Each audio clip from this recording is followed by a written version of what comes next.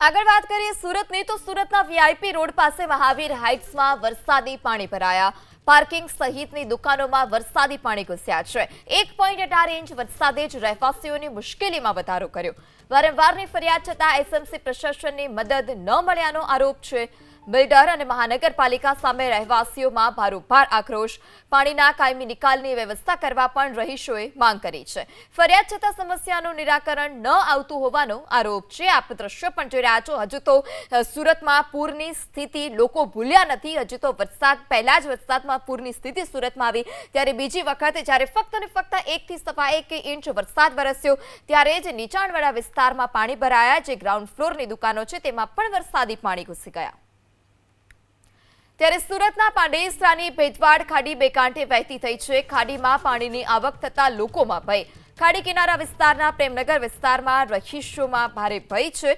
થોડા દિવસ પહેલા જ પૂરની સ્થિતિ સર્જાઈ હતી। પ્રેમનગર વિસ્તાર 2 દિવસ સુધી પાણીમાં ગરકાવ હતો। લોકોના ઘરોમાં ખાડી પૂરના પાણી ઘૂસ્યા હતા જેને કારણે વ્યાપક નુકસાન પણ થયું। હાલમાં ભેદવાડ ખાડી બંને કાંઠે વહેતી થતા લોકોના જીવ પડીકે બંધાયા છે।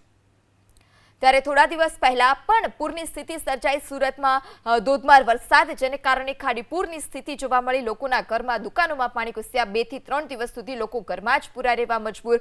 પાણીનું સામ્રાજ્ય તમામ જગ્યા પર હતું। ઘર વખરીને વ્યાપક નુકસાન થયું। ત્યારે ફરીથી સુરતમાં 1 થી 1.5 ઇંચ વરસાદ અને તેમાં આ ભેદવાડ ખાડી બે કાંઠે વહેતી થઈ છે। અને જો હજુ પણ વરસાદ વરસે ઉપરવાસમાં વધારે વરસાદને કારણે જો પાણી આવે તો આ ખાડીમાં પણ પાણીની જે આવક છે તે વધી શકે છે। સ્થાનિક નદી નાળા ઉફાન પર આવી શકે છે જેને કારણે આસપાસમાં રહેતા વિસ્તારના લોકોના જીવ પડીકે બંધાયા છે। વધુ માહિતી સાથે સંવાદદાતા ધનરાજ ફોન લાઈનથી જોડાયા છે। જે ધનરાજ, સુરતમાં કેટલો વરસાદ અત્યારે વરસ્યો અને કયા કયા વિસ્તારમાં પાણી ભરાયા છે અને ભેદવાડ ખાડીની શું સ્થિતિ?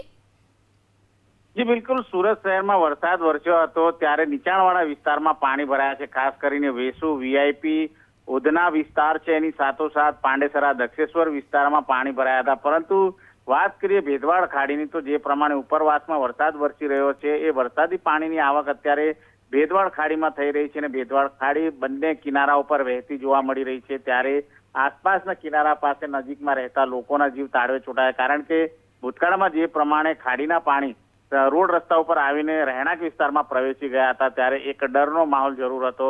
હવે ભેદવાડ ખાડી છે બંને કિનારા ઉપર વહેતી જોવા મળી રહી છે ત્યારે પ્રશ્ન એ ઉપસ્થિત થઈ રહ્યો છે કે આ શું ખાડીપુર આવશે કે કેમ?